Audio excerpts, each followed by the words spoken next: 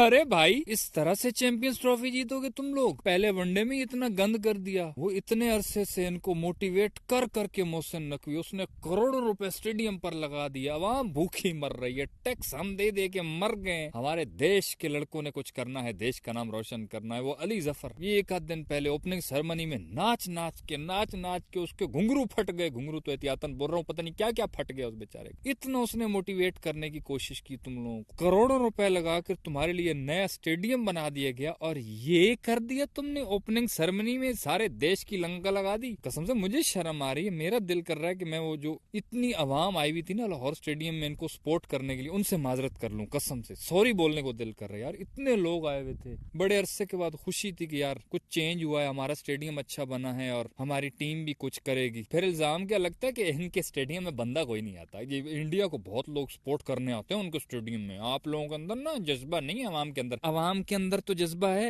अवाम के अंदर क्या घंटा जज्बा बचेगा जब उनके टैक्सेस से तुम इतना करोड़ों लेके और इस तरह की घटिया गेम दिखाओगे। अवाम तो फिर भी बेचारी आ गई है सब कुछ भूल भुला के। हालांकि अभी ताजा ताजा तुम लोग वर्ल्ड कप हारे हो। जब बोला गया था सर्जरी होगी, कुछ भी नहीं हुआ, सर्जरी वर्जरी कुछ भी नहीं हुई। लेकिन फिर भी एक नया इवेंट आया तो उसमें अवाम सब कुछ भूल भुला के एक नए जोशो जज्बे के साथ अपनी टीम को सपोर्ट करने आई है ट्राई नेशन सीरीज के लिए। और इतनी घटिया और थकी हुई क्रिकेट खेली है। मोहसिन नकवी सर पकड़ के बैठा होगा कि यार इनके लिए, इनको मैं 92 वर्ल्ड कप की यूनिफॉर्म से इंस्पायर होके वो वाला यूनिफॉर्म बना के दिया था कि ये देश के लिए कुछ करेंगे। ये अली जफर और आरिफ लोहार लोग 2 दिन पहले ओपनिंग सेरेमनी में इनके सामने नाच नाच के थक गए। अभी उनकी टांगे सूजी पड़ी होंगी और उधर टीवी में देख के बोलेंगे धर भेटे। कौन है ये लोग? एक कमबैक नजर आया तो फखर जमान का कुछ नजर आया है। लग रहा था कि उसने कोई गैरत की गोली खाई है, कोई उसके अंदर शर्म हया है। बाकी उसके अंदर कख भी नहीं नजर आया। खुशदिल भाई का ऐसा कमबैक हुआ, वो बैटिंग पे आया, उसने एक शॉट मारकर वो रविंद्र जडेजा के, कौन है रचिन रविंद्र, उस बेचारे का सर ही फाड़ दिया। अब वो रचिन रविंद्र की अगर आपने बैटिंग देखी, इतना क्लास का बैट्समैन है, वो देख के मजा आता है क्रिकेट फैन को। तो खुशदिल भाई, हम बैठे तो थे कि आपके छक्के देखेंगे, पर आपने तो दिखाए नहीं।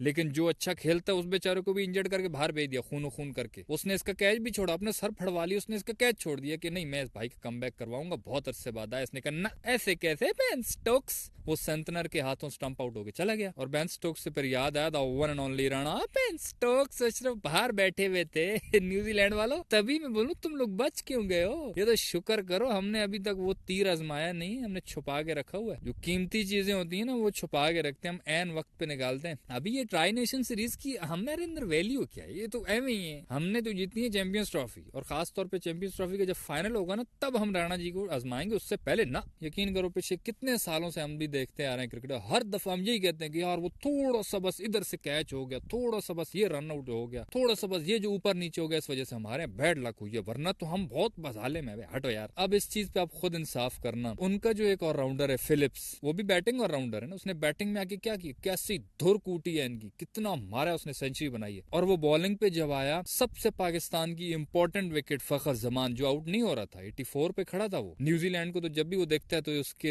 अंदर यही आता है, साली चलती फिरती कोकेन है कोकेन। न्यूजीलैंड वाले तो उसको बहुत पसंद है, वो इतना कूटता है। और ये खड़ा रहता तो इसने चेज भी करवा जाना था फखर ने।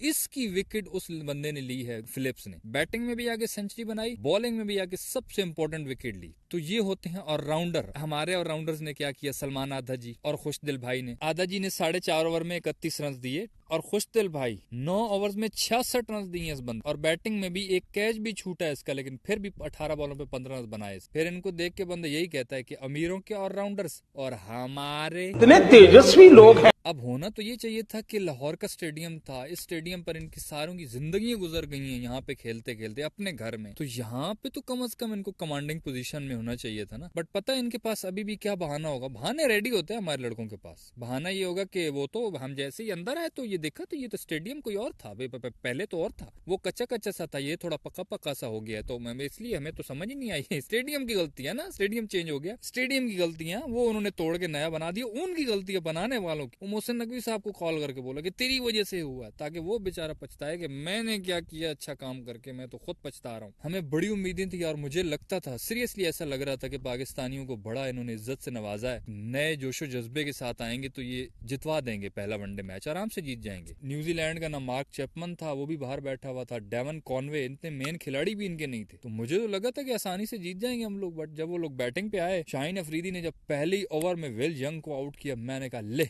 शाहीन का कमबैक हो गया और किसी का हो ना हो, अब आएंगी विकेटों पे विकेटें। पर क्या हुआ, वो उनका कैन विलियमसन भाई वो 58 बना गया। बेशक बॉलें उसने 1000 खेली हैं, 89 बॉलें उसने खेली हैं, बट फिर भी वो एक बंदा है ना उनकी तरफ से टुक टुक करने वाला। हमारी तरफ से तो सारे ही ऐसे हैं, बट उसका फायदा ये है कि वो जब एक तरफ से खड़ा रहता है तो चलो बाकी जो है वो कुछ थोड़ी बहुत गैरत खाते रहते हैं। डैरल मिचेल थोड़ा तेज खेल गया, उसने 84 बॉलों पे 81 रन बनाए। फिर आखिर पे जो ग्लेन फिलिप्स ने इनकी धुलाई की है, शाहीन अफरीदी को जो आखिरी ओवर में उसने धोया, 23 रन मेरे ख्याल से मारे आखिरी ओवर में अफरीदी को उसने। 74 बॉलों पे 106 रन उसने मारे हैं, 6 चौके और 7 छक्के वो बंदा ठोक गया। हमारे ही ग्राउंड में ऐसे खेल रहा था जैसे उसके बाप का ग्राउंड है, मतलब उसको परवाह ही नहीं, और हम अपने घर में परायों जैसा फील कर रहे थे। शाहीन भाई ने 3 विकेटों तो ले ली हैं, लेकिन 10 ओवर में 88 रन, यार एक नॉर्मल बॉलर इतने रन दे देता है, कोई बात नहीं, बंदा बचा जाता है। लेकिन पाकिस्तान का सबसे बड़ा ब्रांड है ये, जैसे इंडिया का सबसे बड़ा ब्रांड बुमराह है। बहुत कुटापा लगाया उन्होंने शाहीन का भी। हमारे बड़े बड़े बॉलर सब नाकाम हुए, 330 रन उन्होंने ठोका। लेकिन फिर भी मुझे लग रहा था कि नहीं, लड़कों को जो मोटिवेशन मिली है ना,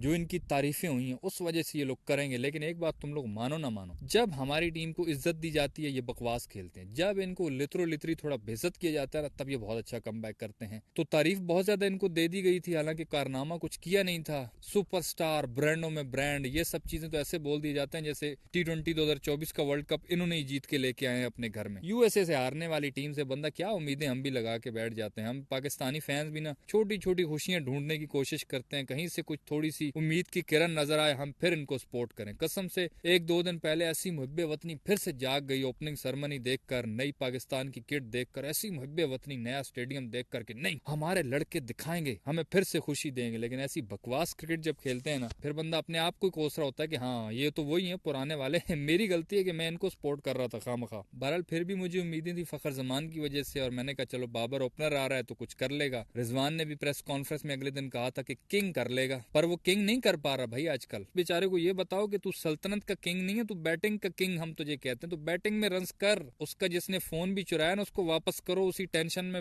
रन्स नहीं कर पा रहा वो। 25 बॉलों पे 10 रन बना के चला गया ये। फखर जमान बहुत जबरदस्त खेला, इसने जिन स्पिनर्स को छक्के मारे हैं, सेंटनर को भी मारा इसने। असल तो ये मिस कर रहा था अपने दोस्त इश सोदी को, वो नहीं था, वो होता ना फिर तो फखर का 200 पक्का था। लेकिन वो जानबूझ के जब उसको पता चला ना फखर का कमबैक हो गया, वो रजाई में बैठ गया छुप के कि मैं तो बाहर नहीं आता। तो जब तक खड़ा रहा एक बहुत जबरदस्त मजा आता रहा। 84 पे वो आउट हुआ ब्रेसवेल के हाथों। कमरान गुलाम 32 बॉलों पे 18 रन। फिर रिजवान भाई आए, ये भी 11 पे 3। जब हम सबको पता है कि तुमने इतनी बॉलें खेलनी है, तुम चाहे सेट हो, रोको, फिर उसके बाद तुमने आउट होना ही है, तो जितनी देर खड़े हो दलेरों की तरह तो खेलो कम से कम। सलमान आदा जी 51 बॉलों पे 40 बना गए, चलो ये थोड़ा बहुत स्ट्राइक रोटेट करता रहा। तैयब ताहिर 29 बॉलों पे 30 बना के वो गया। खुशदिल शाह 15, शाहीन अफरीदी 10, नसीम शाह 13, अबरार अहमद 23, हारिस रऊफ 0। वो वैसे ही निकला, उसने कहा भाड़ में जाओ। यूं करते कराते पाकिस्तानियों ने एग्जैक्ट जो हमारी औकात है 250 वाली वनडे में, तो हमने वही अपनी औकात के हिसाब से खेला। हमारी कोई गलती नहीं, ये उनकी गलती है कि उन्होंने ज्यादा रन बनाए। हमने अपना 250 पूरा बनाया। 252 रन पाकिस्तानियों ने बनाए हैं और न्यूजीलैंड 78 रन से जीता है। ऊपर वाले 78 उनकी गलती है, हमारे 250 ठीक है, इसलिए हम जीत गए। हमारे नए स्टेडियम की जिस तरह की शुरुआत चाहिए थी वो हमने दे दी है, हमारा काम हो गया। बाकी कौन हार रहा है कौन जीतता है उससे हमें कोई लेना देना नहीं है। ट्राई नेशन सीरीज गई तेल लेने, हमारे लड़कों ने अपनी दिहाड़ी पूरी की, अब सुकून से वो सो पाएंगे। तो आप भी सुकून से रेस्ट कीजिए। इस वीडियो में इतना ही, सही लगे तो भाई लाइक कर देना और यूट्यूब चैनल शक्का मार को सब्सक्राइब करके साथ घंटी को टन करके ऑल पे क्लिक कर देना, ताकि क्रिकेट की दिलचस्प वीडियोस आप तक पहुंचती रहें।